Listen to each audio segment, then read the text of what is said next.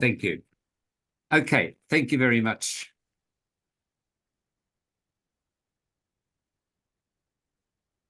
Okay, so can everyone see the screen with stories of quarantine? Indeed.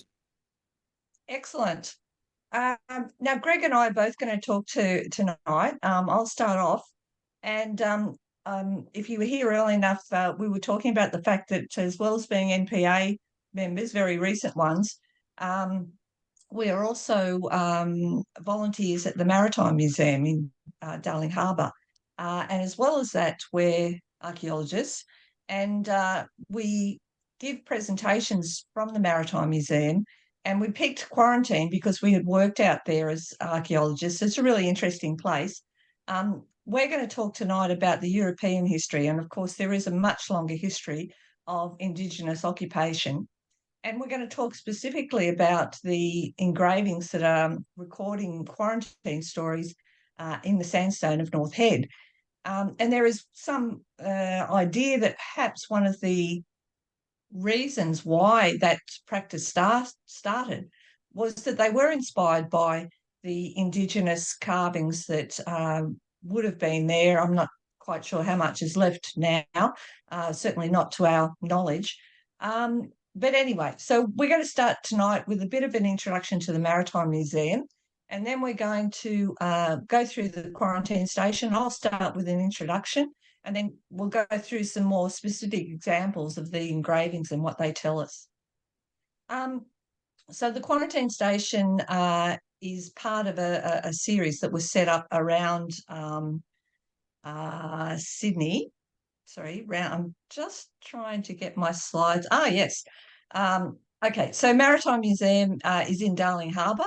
We've got a series of galleries, lots of exhibitions coming and going, some of them pretty permanent, but we also have the largest fleet of heritage vessels in the world of any museum in the water. And we're both volunteers and speakers. You can also join as members. You can just turn up and get a ticket, or you can come and do a tour. So there's lots of ways that you can engage.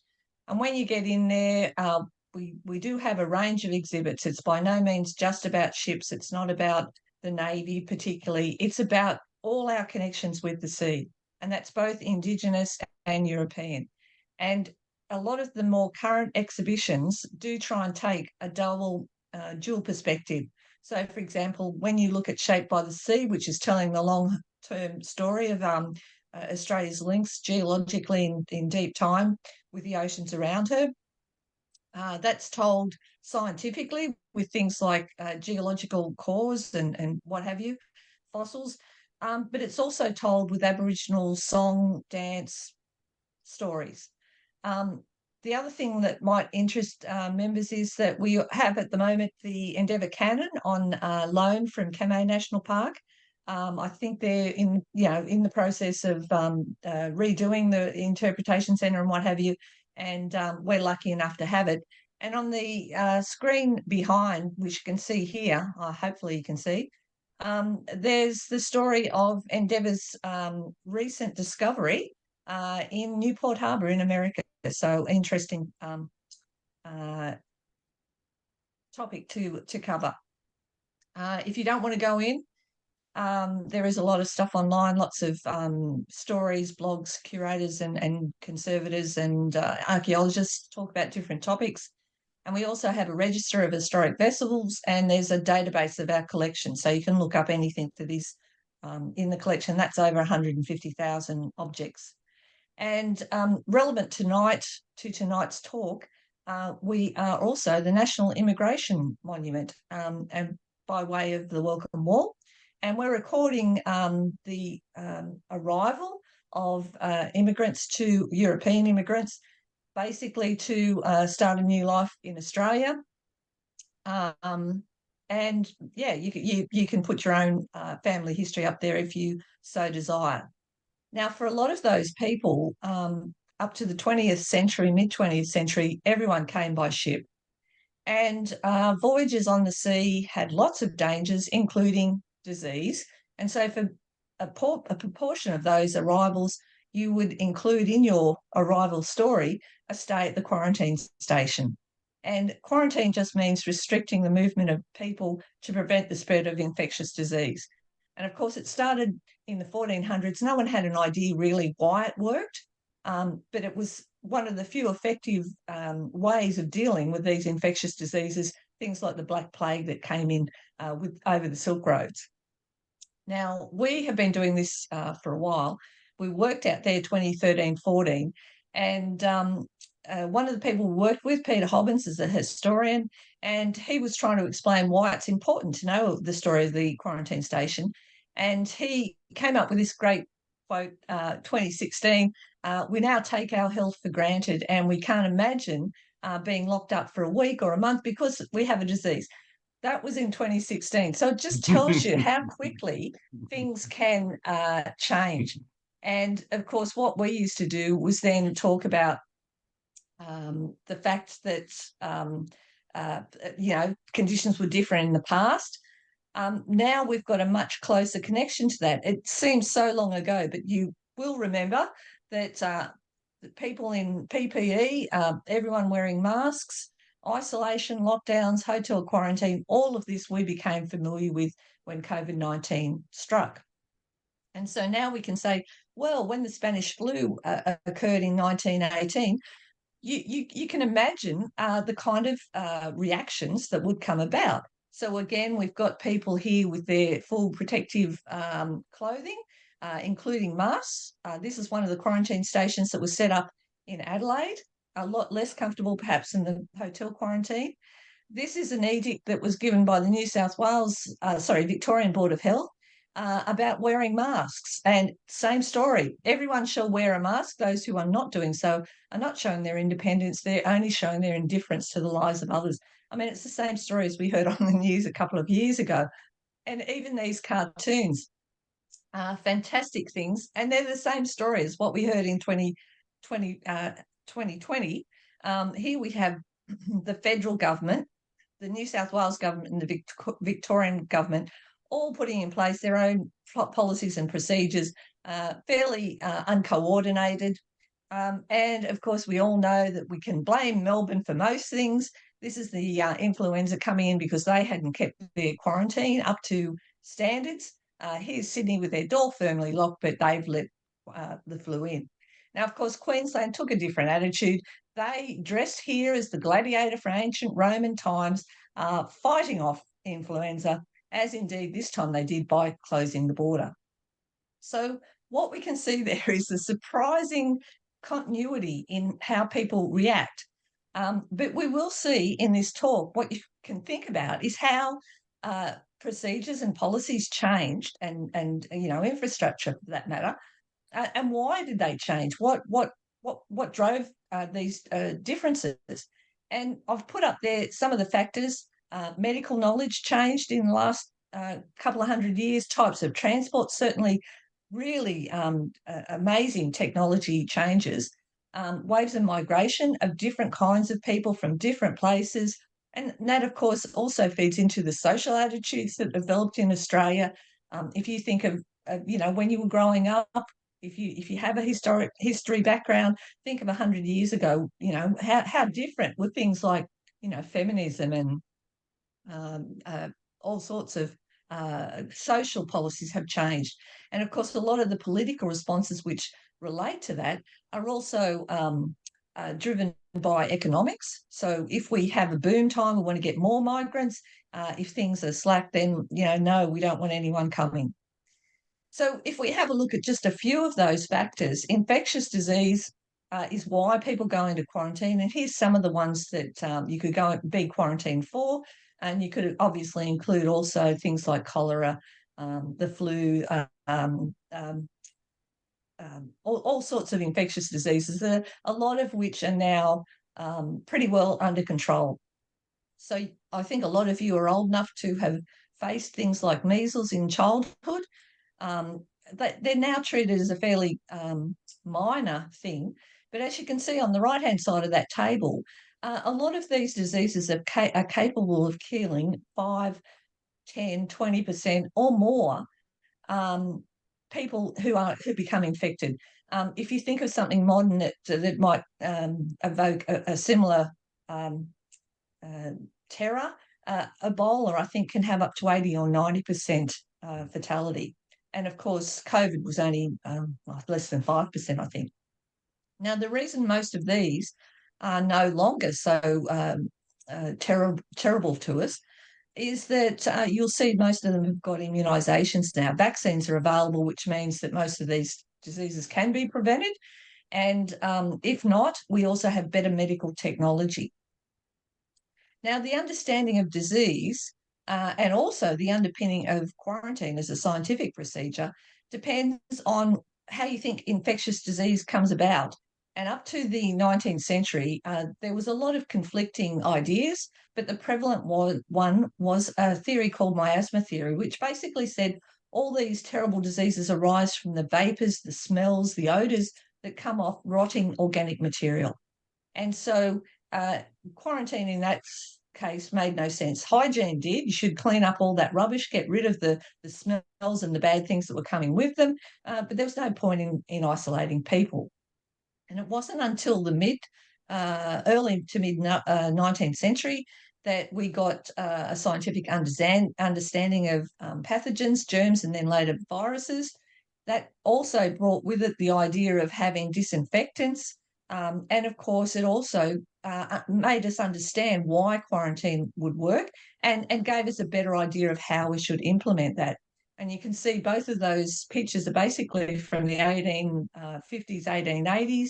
They're both from American magazines, and already you can see a shift. In this second picture, the germ theory is well established. They've got a row of disinfectants bottles on the shore there. Board of Health is lined up. They're using phenol, one of the early disinfectants, fairly caustic, but nevertheless effective.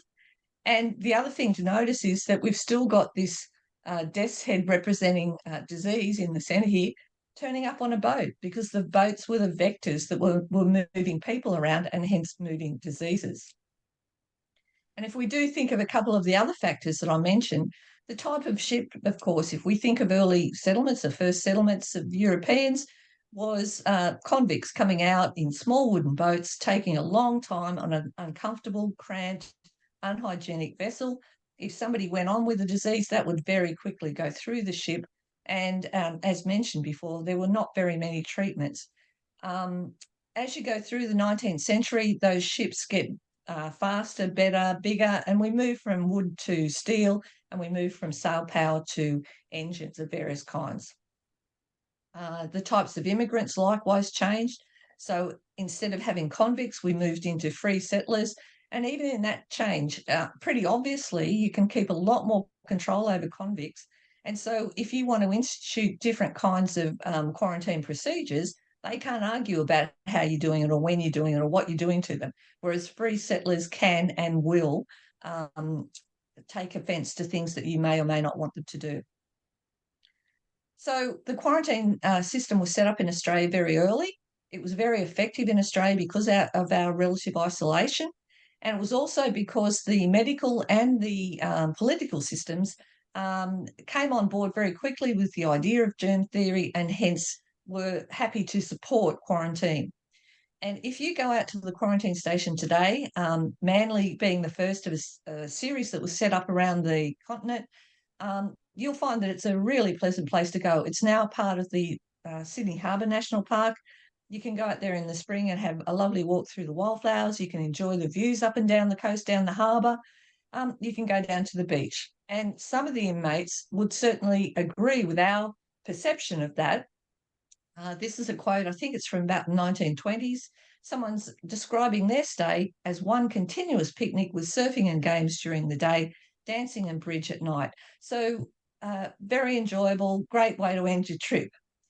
However, one of the interesting things about the quarantine station is that it's full of these contradictions to other people. If you imagine you're one of those early settlers, the early 1800s, you've left some green and pleasant field in Europe and you turn up here in the middle of summer, it's dry, it's grey, it's drab.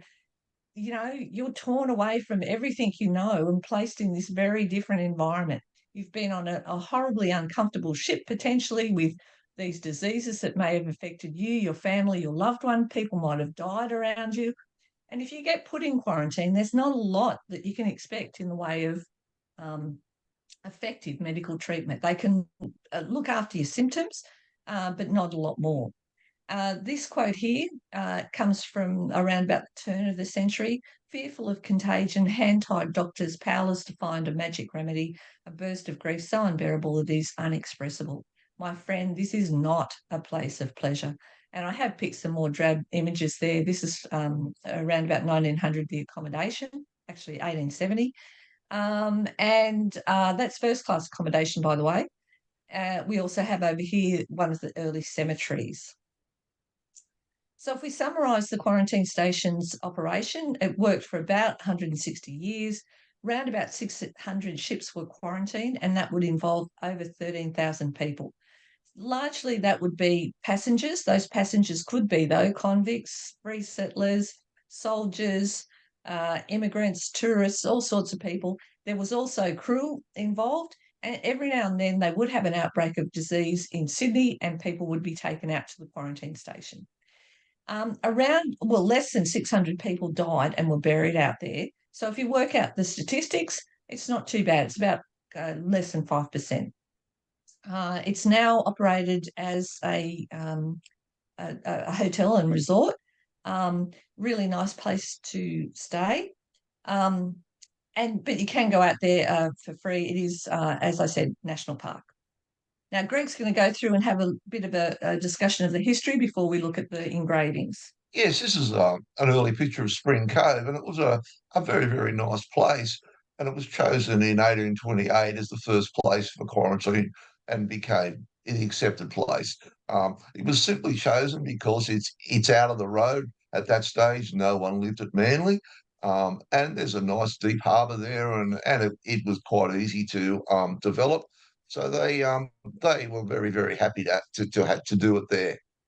The early days of the quarantine station, we have quite a few maps and things, and you can see this early map with the buildings um, up on the ridge of the hill, and down below there's the beach and the wharf where the people landed. The boats would be tied up in the bay here, which is quite satisfactory for early boats.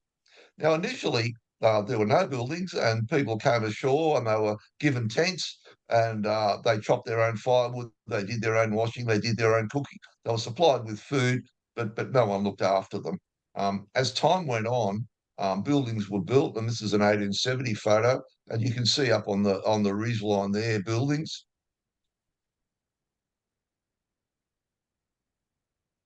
Can't see the cursor very Can't well. see the cursor. Anyway, the ship there is a hull because initially the ships had come in that were infected. They would get everybody off them, fumigate them. The sick people would go to the hulk, which was fitted out as a hospital ship. That was the Harmony, that particular hulk. There were a couple of hulks there. And the people who were possibly infected but not showing any symptoms were put on shore and made to stay there for the duration. Here's some early photos of the quarantine station, and you can see there's quite a lot of buildings have sprung up, and it became quite a big place. Aerial photo from 1950, and you can see that this is about as big as it got. And it was a big establishment. Many of these buildings over the back have all disappeared. The ones in the middle here have become four-star hotel. This is the area where they landed and were a reception area. And over here is the ablutions area. So their luggage was fumigated and things like that happened there. There was a funicular railway taking the people up along that line there up to the buildings. Uh, Today, it looks pretty much like that. You can see the buildings have been reduced, hotel up on the ridge. This area here has become a cafe and a museum, and that's all national park. You can go more or less anywhere there, except, of course, in the hotel rooms. And the fumigation area has become quite a swish hotel and some offices for the national park. Now we've got quite a lot of evidence of what went on at the quarantine station. The historians used the documents and the images, and we were with a group of historians and our fellow archaeologists working out there. The big building on the hill there is the hospital, and this is the Swiss restaurant over here on the left. But we have other forms of evidence. We have archaeological evidence, and they use material remains, as you probably know. So they collect information from buildings that have been destroyed, um, from the inscriptions and that was a job that Pam and I did, from cesspits and other places where things have been dropped and destroyed. And there's also, as yet undiscovered or unstudied, maritime evidence that would be around where the hulks were moored. Um, so we can combine these two stories together from the historians and the archaeologists, and they'll give us quite a good coverage of what exactly went on. Um, the historians would look at the documents and the images, and you can see some of the sort of documents here, the newspaper reports. This one on the bottom left, the orangey one, is a telegram to the Prime Minister complaining about the quarantine station. And on the right, you can see an early picture looking at the boat in the distance. It's a picture from around about 1900. The buildings haven't changed much, but you can see all these tents because by 1900 the ships had become quite large, and it was not possible to accommodate everybody in the accommodation. Some of the ships coming in for quarantine might bring in 1,000 passengers, and the overflow would have to go into tents, which was pretty unpopular. There was a lot of complaints: too hot in summer, too cold in winter. Snakes in the tent were not popular.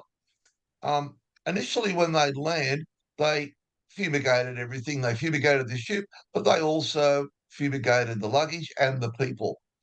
This is the third class showers on the left, as you can see, pretty Spartan.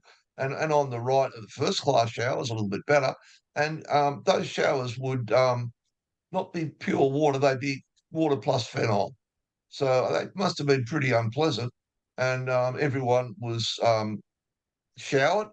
Their luggage was all fumigated. And here's a picture on the left of them, the workers there putting the luggage into a big autoclave. And the autoclave, the picture on the right, is how it looks today. And if you compare the immediate right and the immediate left, they're both the same. It's the same thing. And that's a serious autoclave. Now, that couldn't have done much good for your silks or your books, but nonetheless, they were all autoclaved and then given back to you. And it worked quite effectively. Both the phenol and the fumigation worked very well. The movable heritage has quite a lot of it has returned to the museum at the quarantine station. There's quite a lot of stuff there now. There's some of the gravestones from the early cemeteries. Luggage has come back, pictures, uh, uh, diaries, and various other objects from the hospital have come back, bedpans and things. And the archaeologists also study, as I said, where the buildings have been demolished. And we have these collections of artifacts, bits of glass and little medicine bottles and other personal items, and you can get an idea of what was going on there at the quarantine station.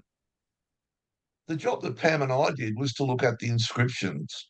And one of the things that started off in the very early days was carving into the Sydney sandstone, which is all around there. Many of them are down near the reception area, but they go right up through the bush.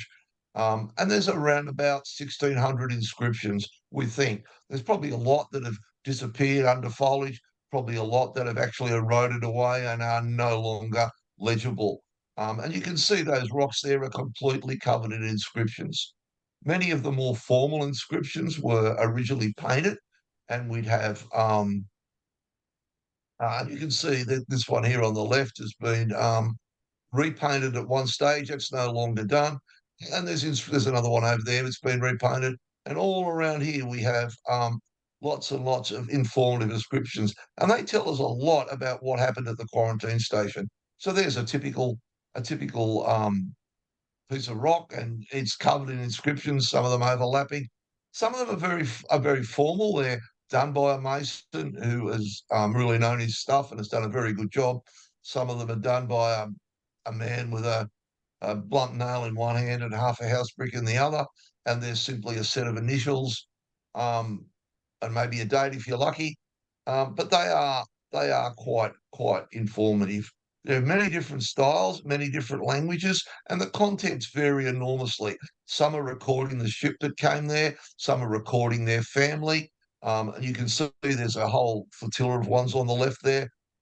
Some well done, some of them pretty much illegible, and you don't quite know what they're all about. On the right, there's a very interesting one, and it says, "In loving memory of Irish stew." Now, whether this was an Irishman who was sitting there lamenting the lack of Irish stew, or whether it was someone who'd had a nice Irish stew the night before and was keen to commemorate it and had time on his hands, um, we don't know. But nonetheless, that's the sort of inscriptions that you get. Now, they're in many, many different languages. Of course, a lot of the immigrants were not English speaking. Lots, Chinese, Italian, Greek, German, all sorts of other Asian languages as well as Chinese. There are even languages out there that no one can read. No one actually knows what the language is. So, of course, we can't translate it. Um, there are inscriptions on marriage proposals. There's bits of poetry. As well as the rock, they also inscribed onto the concrete walls that were there, particularly later on, and they also inscribed onto the slate drain covers that cover the drains out there, and the trees too. There are several inscriptions that have been carved into the trees. Oops, open that. This is one particular set of inscriptions, and across the face of that rock, there are four inscriptions. And the ones on the right-hand side are in quite good condition. This photo was taken around about 1900, so it's quite old.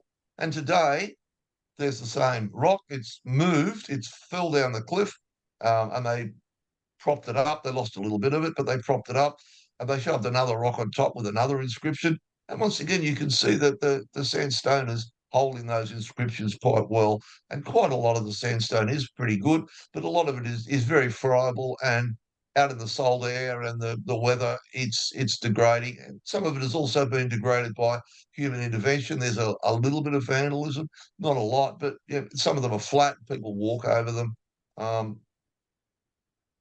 We look at the one on the end there. That's that one there. It's quite illegible. You can see it's an inscription, but you can't see much else. And we used a method called polynomial texture mapping. It's a combination of photography and computing, and we sort of trialed it out there to record and to analyze them. And what it does is enhance structure. So if you look at that inscription again, you can see it there on the left, and that's a photo taken with a good quality camera and a flash unit. But very little of it is legible. But Pam and I can turn it into that sort of inscription, and you can see at that stage pretty much everything that's left, it's been damaged, is legible. So it says ship Smyrna, and then it gives 79 days, Plymouth to Sydney. What is it? 455 passengers. And then it goes on to list the senior crew. And that's typical of the formal inscriptions that we get. So the technique works quite well where the inscription is intact, and certainly enhances our ability to look at it. It's an interactive system. We can actually move it around in real time and play with it and put in various filters. So what we're looking at in this talk is snapshots from that inscription. And so here I am creating one of these polynomial texture maps. It relies on taking a lot of photos of the inscription under various lighting conditions, and that's all fed into the computer and comes up with our interactive image. So that's the sort of software that we get. On the right-hand side, we've got like a trackball, and we can move the source of light around. The software analyzes the reflections and creates a model of the object's surface, and it allows us to enhance texture. Now, if we look at some of the early days of the quarantine station, um, in the 1830s, we have only 7 inscriptions, and 5 of them are from one family, which are the Dawsons, and they came on the Canton in 1835. We have no inscriptions before that, um, and they must have been quite keen on um, immortalizing themselves, because they are responsible for 5, as I said, of our inscriptions. They also, the son there, John Dawson, the ship had smallpox on board. Some of the family caught smallpox. Um, the son, none of them died. The son, John Dawson, kept a diary, one of the very few early diaries that we have from the quarantine station. He was a 16-year-old boy, so his diary is full of him having a good time and what he's going to do next, but also what he's got to eat. Typical of a 16-year-old boy. There's a picture of him on the right with his wife. In later life, he became a solicitor, did very well in the colony, was a member of the New South Wales Court, and there he is in his officer's uniform. And then this is an enhanced image of one of the early inscriptions, John Dawson, and it goes on to say, I landed here to perform quarantine the 11th September 1835 with his wife, 5 daughters, 3 sons, etc., etc. So it goes on for quite a while. Other inscriptions we have is the Java, and you can see that here the boats are getting better. Java's a big boat. It's a steamship. You can see while it has sails out in the middle there, there's a chimney with smoke coming out, and it would be tolerably comfortable. I don't think any of us would actually want to go on a cruise on the Java, but nonetheless, it's certainly an improvement from 50, 60 years before. And they've once again left us an inscription, which under natural light with a normal camera is pretty much indecipherable, but we can do that to it. And you can then read the whole thing. And it tells us quite a bit about the Java. It lists the senior officers. It lists the very few European immigrants. And then down the bottom, it's got 800 odd Chinese immigrants. They were not dignified by a name.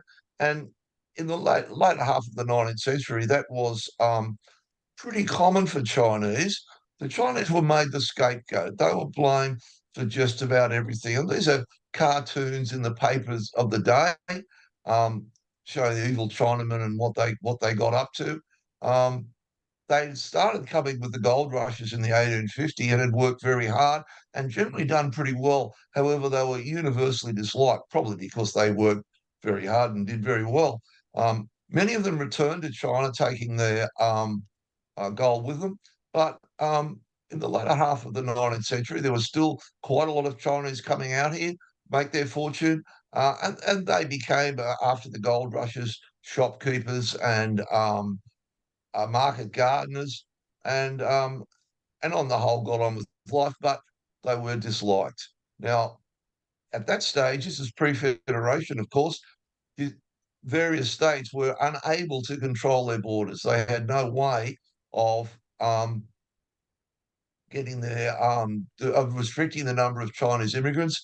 That was controlled in England, and they weren't interested in it. So they hit upon a plan to use quarantine, not to have anything to do with infection, but simply to restrict the Chinese immigrants. So what they did was they declared Chinese ports to be infected. The ports that these ships coming from China were passing through. And of course, that enabled them to then quarantine the Chinamen that landed. And although there was absolutely nothing wrong with them, this caused quite an uproar in Sydney. Quite a lot of the existing Chinese here, many of whom were upstanding citizens and quite wealthy citizens, complained bitterly. There were court cases.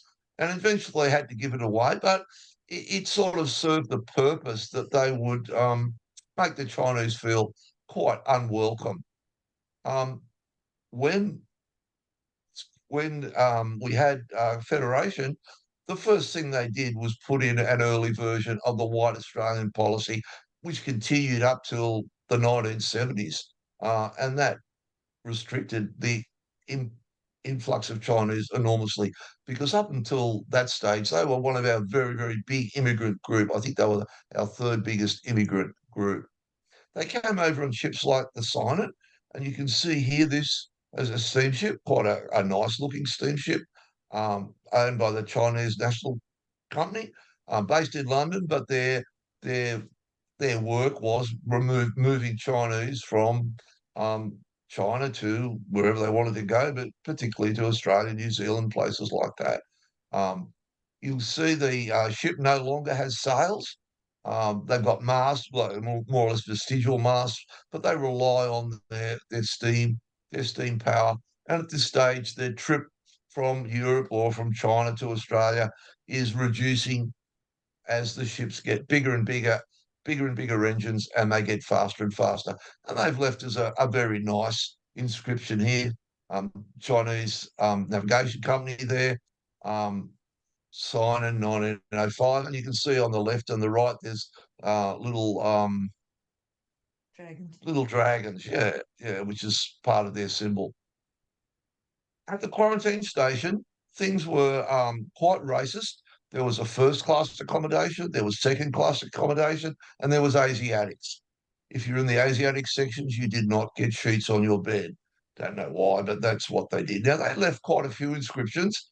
Um, these are slate drain covers, and they took to inscribing these slate drain covers. The one on the left has got, as you can see, Chinese writing around it, and that writing is said to say, "If you see a man like this, beware." So it's a picture of a European, um, and quite a few of their inscriptions were actually quite hostile towards the Europeans that were running the quarantine station. If we look at how the ships had changed over the 19th century, this is the ships from uh, You know, Cunard ships, and you can see the beginning they're quite small, and as time goes on, they get bigger and bigger and bigger. You'll also see the early ones have got little lumps out the side. That's because they were paddle wheelers as well as sailing ships. Um, And also, if you look closely at that diagram, it'll show the early ones being made predominantly from timber. It then changed over to iron, and towards the end of the 19th century, we're looking at steel ships. Not that dissimilar from the ships we have today, of course, nowhere near as big. So there was massive changes, and these changes were reflected in how the times taken. By 1900, ships were getting here in 3 months instead of 6, 8, 9 months that they had taken previously. So the ships had come, the times had come down enormously, and this is one of the later ships from the 19th century.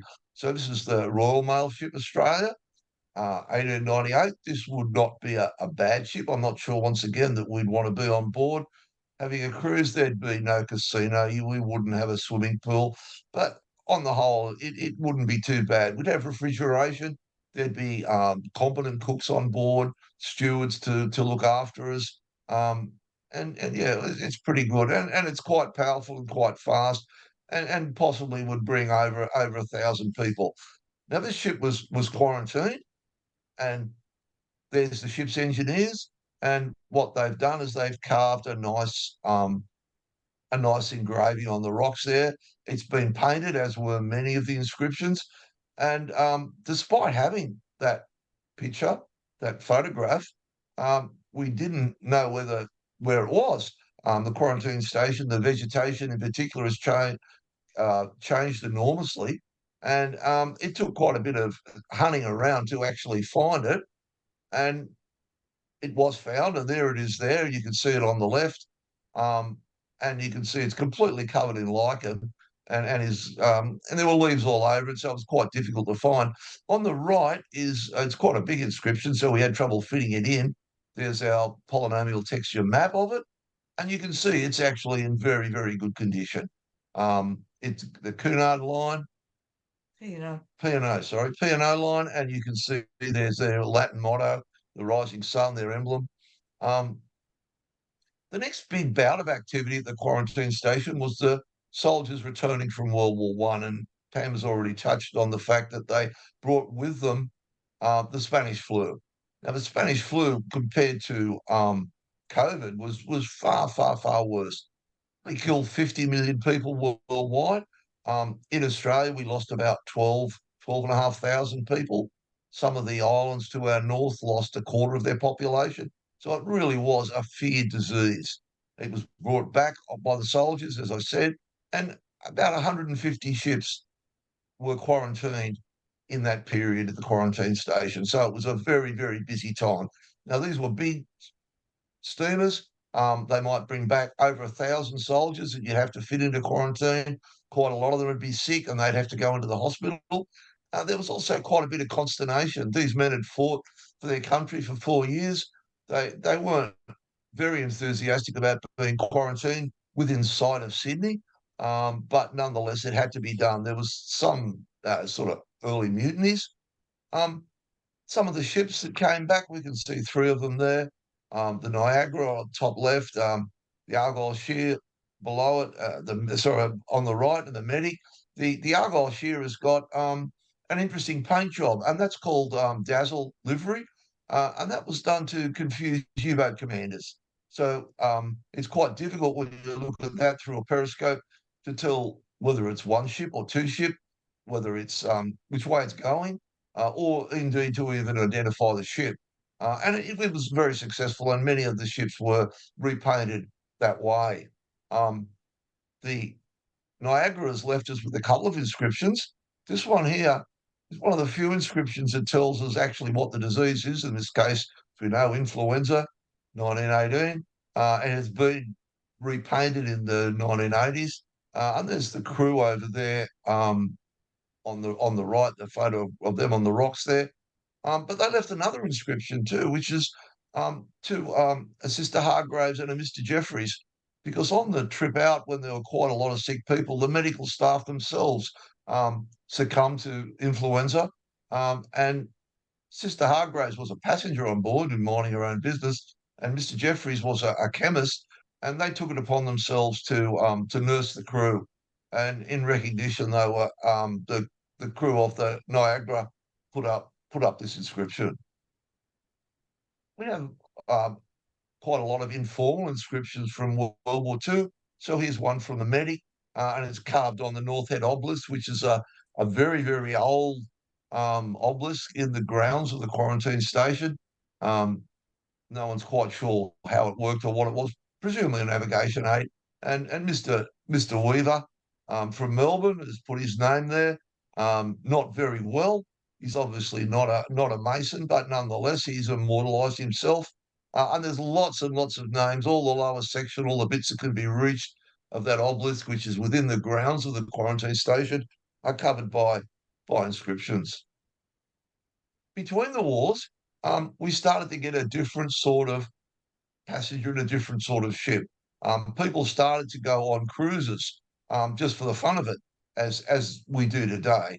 And one such ship was the Aorangi, quite a squish boat, and it did a run from Sydney to Vancouver, stopping at various Asian ports on the way, and occasionally it would require quarantine. It would bring back a disease.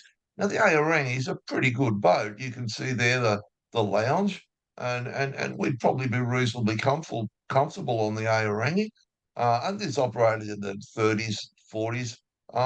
And it's left as an inscription. Their insignia is a big albatross, and you can see a couple of dates there. 1935. 1930. So they were a repeat offender in some ways. I think they were there on another date too. World War II saw some action at the quarantine station, but by World War II, quite a lot of the people were immunised for various diseases. We had better treatment for the effects of these diseases, and we didn't have the repeat of things like the Spanish flu. The soldiers coming back from World War II that were in quarantine, and you can see some of their inscriptions there and the dates 1940, 1941, were not all that interested in the boat they were on. They were more interested in their place in the army, the battalion, the division, whatever that they were associated with. So they haven't left us with huge numbers of inscriptions, but there's been a few. One of the interesting visitors in World War II, is nothing to do with infectious diseases, was the Batany, the motor vessel Batany. This is a Polish boat, and it escaped from Poland, went over to England, and it was used to bring out children from the Blitz. So these were children that were escaping um, areas that were being bombed, and they brought them out to Australia. There was almost 500 of them, so it was quite a lot of kids with some carers on board, aged between 5 and 15, so all sorts of ages. And when they got to Sydney, some of them had family which they would go to, but quite a lot of them didn't, and they were put into the quarantine station. And they've left this inscription down here with a little bit of a story as to what they do. VA volunteer aides, and they were the people who looked after them while they were at the quarantine station until they could be fostered out to various families. Quite a lot of them never left Australia; they stayed on. They decided it was in fact better than living in England, and but a lot of them went, eventually went home. Now, as time went on and second half of the 20th century, we started to see things changing. And one of the big changes, of course, was the introduction of aeroplanes. From the 50s onwards, increasing number of people didn't come by boat, but came by plane. And the problem with that for quarantine is that they don't take very long. Even in the early days, they were coming here in 5 or 6 days. Um, and that's less than the incubation time for some of these diseases. So they could get on a plane in London, very healthy, apparently, get off the plane in Sydney, still very healthy, disappear into the population, but be harboring some disease. And this is sometimes they were caught, they were found to be disease on board, and then, of course, they were quarantined. And this is one such example. BOAC, most of us will remember BOAC planes. Underneath it, the Speedbird logo of BOAC. And this is a Constellation, which is 38 passengers. So, by modern standards, a very, very small aeroplane. But nonetheless, it was a lot quicker than coming on a boat. But it did effectively caused the death knell of our quarantine station at North Head, and it was closed in 1984. Okay.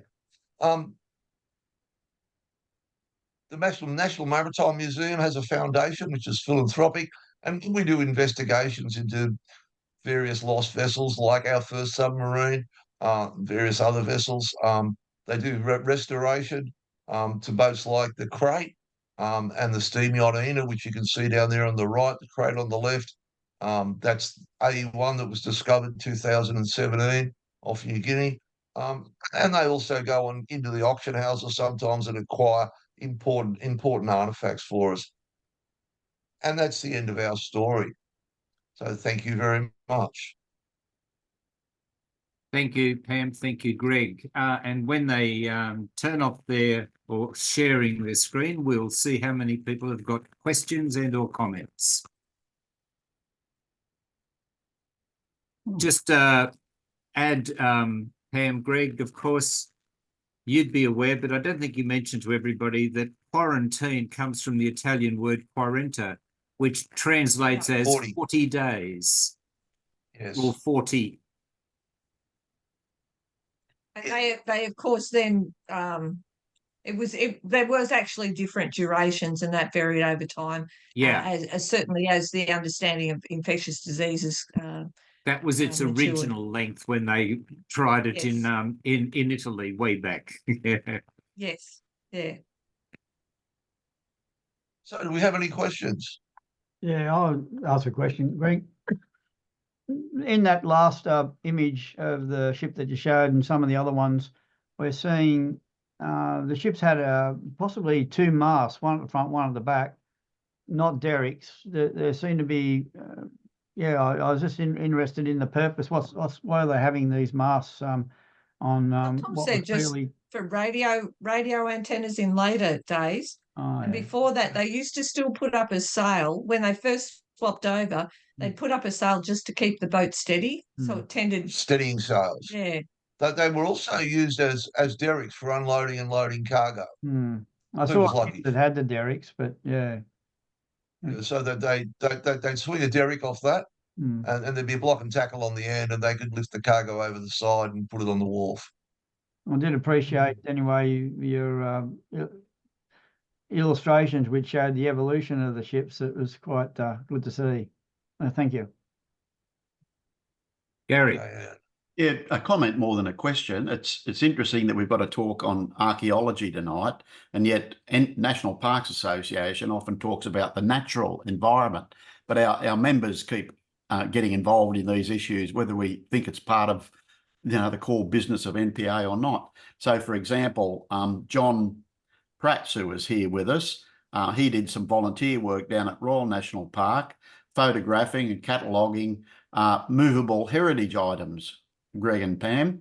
And so I put out a call to people who might have really old maps of Royal National Park or other bits and pieces they might have picked up through their family or whatever, to contact the Royal National Park if they think they'd like to donate anything like that and give those sort of historical items a future.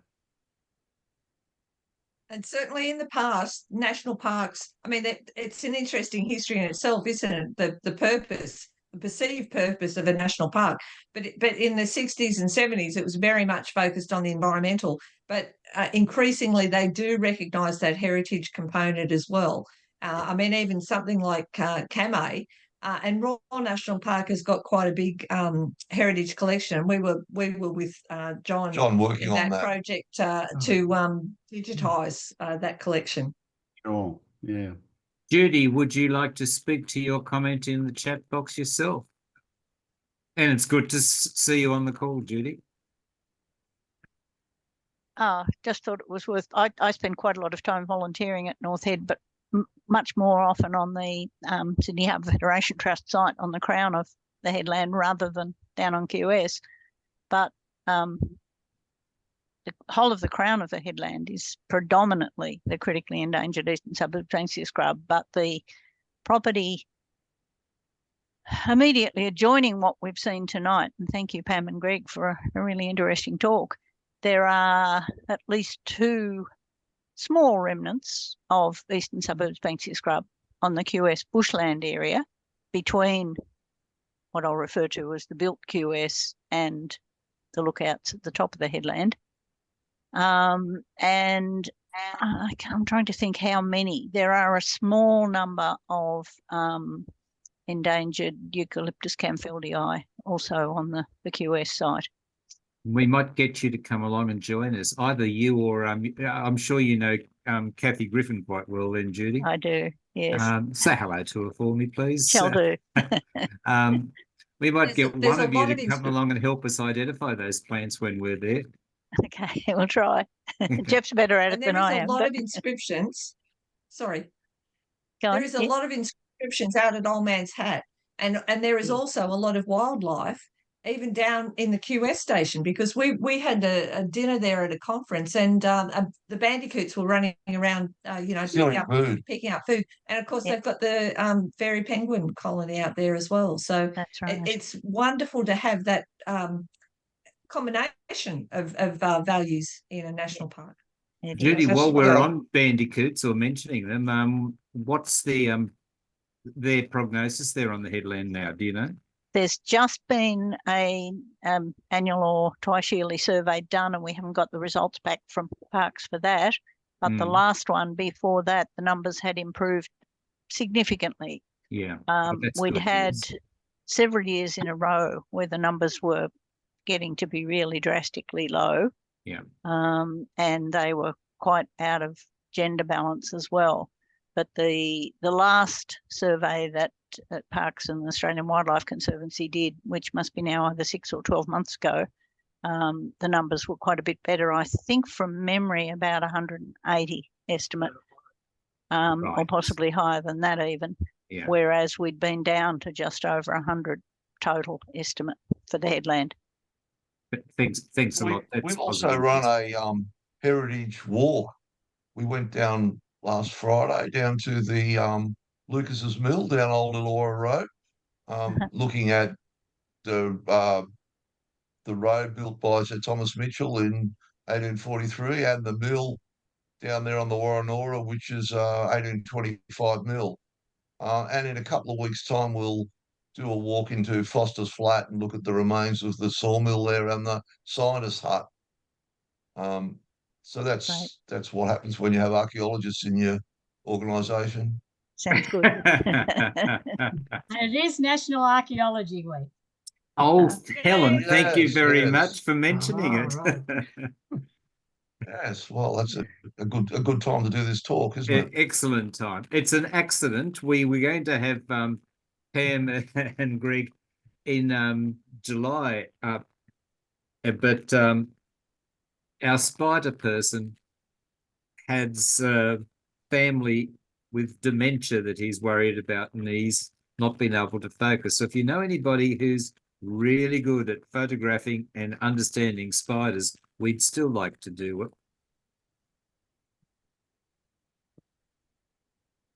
Because Michael Doe was, and I don't know if you've ever seen his photographs on Facebook, but he seems to manage to get those little peacock spiders dancing for him.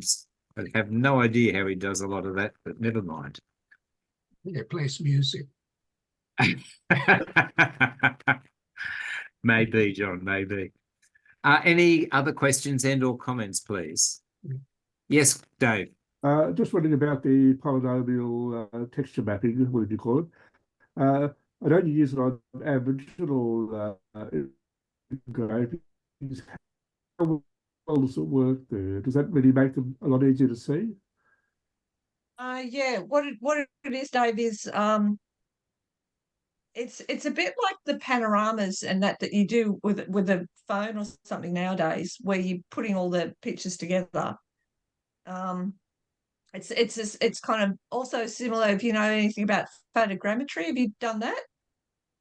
Which is again that putting multiple photos together and then extracting information to make it 3D. Sounds like But horizontal stacking. Well, that's more about the focusing, isn't it? Yeah. Okay. Whereas this is actually identifying lines and shapes and what have you, and then realizing how they connect together. And I shouldn't have started with that, because I thought you might be familiar with that. And then it kind of the PTM. There's a whole pile of technologies called reflectance transformation imaging, and what they do is, if you imagine taking the same picture, so you don't move your camera, but you keep on moving the light.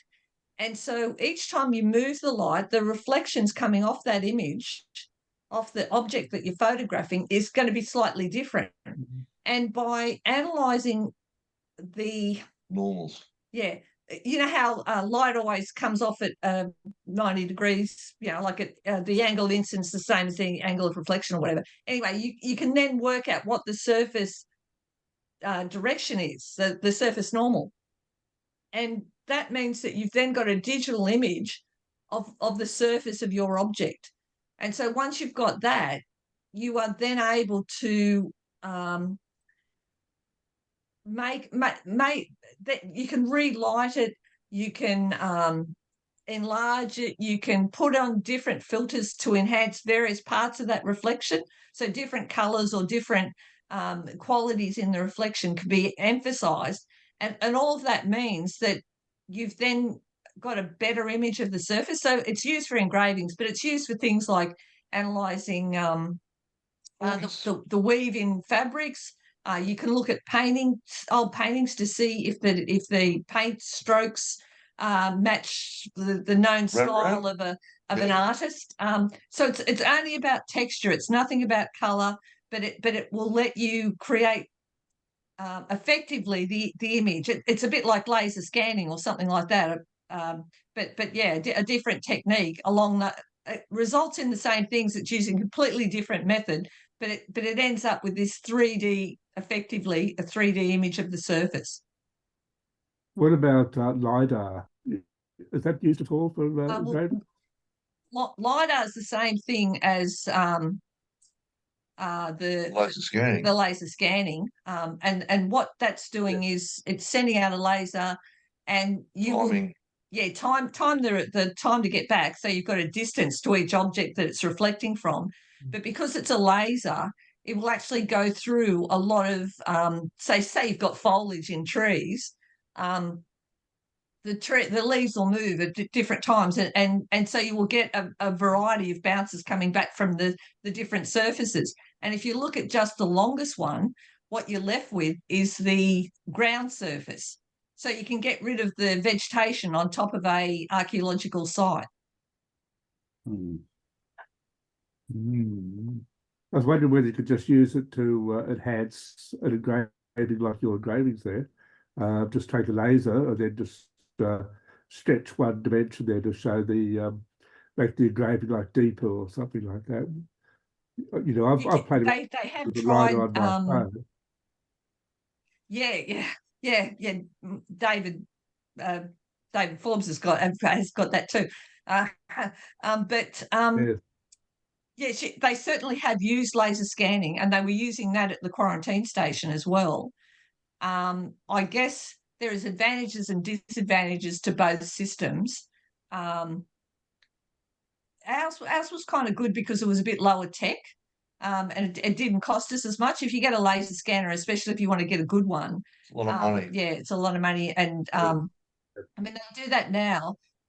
With say you go to the pharaoh's tombs and you know do a complete 3D model with a laser scan, and you know when you put in GPS information as well, you can get what's underground, what's up in the top of the pyramid, put all that together, and they get absolutely fantastic virtual environments created from that kind of information.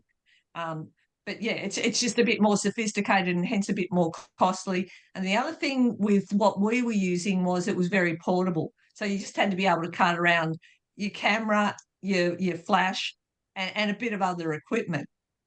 So you could easily go out. I'm sure you're fully aware that Dave won't be worried about carrying camera gear. No, but I mean, a laser scanner is a little bit tougher. I'm not sure about the power requirements either. So yeah. Okay. You might need to carry a battery pack too. Well, a generator, I think. Yeah. A generator. Yeah. We might cancel that one. Yeah. It may not work on a 10-kilometre walk, Dave. No. I mean, but the way they're deploying LiDAR now increasingly is on drones. Yeah. They've got small enough systems that you can put your laser on the drone and then just fly it over, and you get very good results. Once again, and the cost just keeps on coming down with all sorts of electronics and what have you. So do we have any other questions from any of the people who are hiding in corners of the room? Gary has had to go and entertain. John has a question or a comment. Yeah, I noticed some of the engravings have been painted. Is that because they are, is that to preserve them or? Painted. Well, it was the done thing in the 1980s. They thought they'd repaint some of them. Most of the formal engravings were originally painted. And so they did repaint some in the 1980s, but they've now decided that that's detrimental to their long-term survival. So the paint that was put on in the 1980s is now fading and it will disappear. You know, it won't last. You know, 20 years' time, you won't see any paint, I don't think, out there. It's a harsh environment. You're right beside the ocean. There's a lot of wind and water and spray and rain. Yeah. Okay. I see. Right. The quarantine buildings themselves, I've often wondered how noisy they must be. They're only single thickness walls. And I have stayed overnight in them a couple of times, both before it became a hotel and later on to see what the hotel was like. They are not exactly, even the first class rooms are not exactly what I would have considered first class. And they have had to, adapt them. It's a great way to preserve old buildings, because Yeah. otherwise it's a fortune and you're getting nothing back for it. Yeah. And I know we got some of that first class accommodation at some stage. It was when we were working out there, that was included. And you had to walk out onto the veranda and go around the back to get to your ensuite. But the other thing that worried me more than that kind of inconvenience was the fact that every time we went out, we'd be there for a couple of days, and then the other archaeologists would be saying, "Oh, well, have you heard anything funny?" Because Any ghosts? there'd be some ghost story in whatever accommodation you had, and it is a little bit of an eerie place. I think the buildings just creak and groan anyhow. Yeah. Well, there's all sorts of stories. Like they were saying that you could smell smoke, and it's all non-smoking now, but you could smell smoke, and that was where the World War One, soldiers were known to congregate and smoke. So, yeah, who knows? Yeah. Any other questions? I'd like, before I call John on giving a vote of thanks, I'd like to actually comment on how pleased I am to see how you integrated the heritage issues, the physical archaeological issues into the stories of the people who lived them. I've often railed against what I sometimes describe as the heritage industry, because they seem to ignore everything about the people and worry about the fabric itself, the things.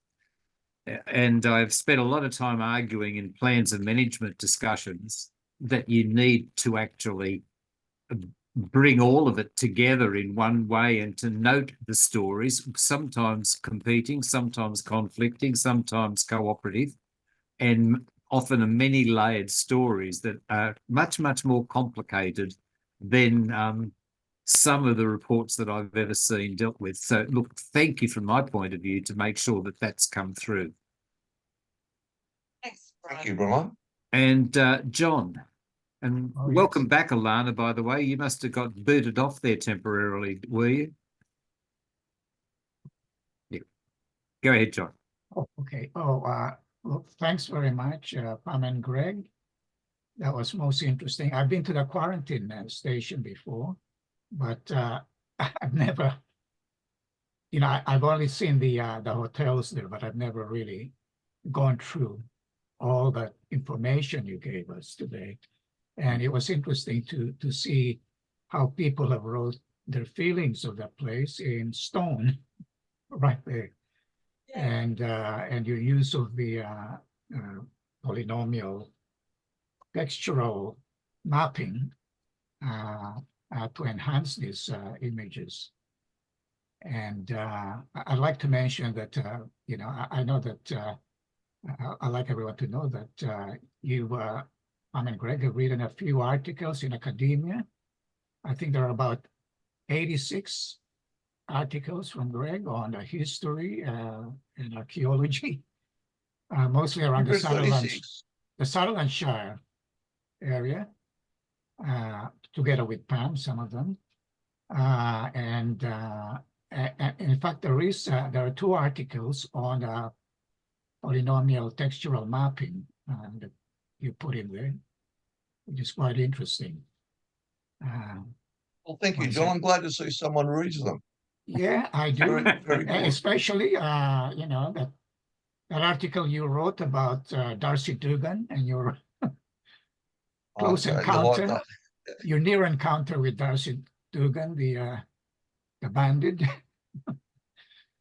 So that was quite interesting. Yes, so thanks again, Pam and Greg, and I hope to be able to join one of your walks again one of these days. So, Can I ask Ruth? Can I ask Ruth to come in and turn a computer on and actually tell us a little bit about her visit to the leper colony in Crete and how it compares? Just looking at that, it was a very barren island in Crete, and of course the lepers were taken over there never to return, and so they had to grow their food and set up a hospital and have a church and everything else. You know, it was a complete community, isolated from a village across the way, and once a week someone would row over with some food. Yeah, so it was just interesting comparing. At least quarantine and might be only 40 days, but these people was a lifetime. Yeah. And I think there was a lepers colony at Stradbroke Island, I think, in one of the islands off Brisbane. And lepers were kept at the Island. Little Bay, at the hospital at Little Bay too. Yeah, well, I was wondering, and that was open. Yeah. Where did Little Bay fit in with this? Prince Henry, because I thought Yes, that's it. The hospital, Prince Henry Hospital. Yeah. Well, what happened was that when there was a outbreak in a ship, they were put into quarantine, and the conditions were found to be inadequate. And so they decided, especially as more medical treatment was available, that they'd put in that specialist infectious diseases hospital. So it was in response to the poor performance of the quarantine station.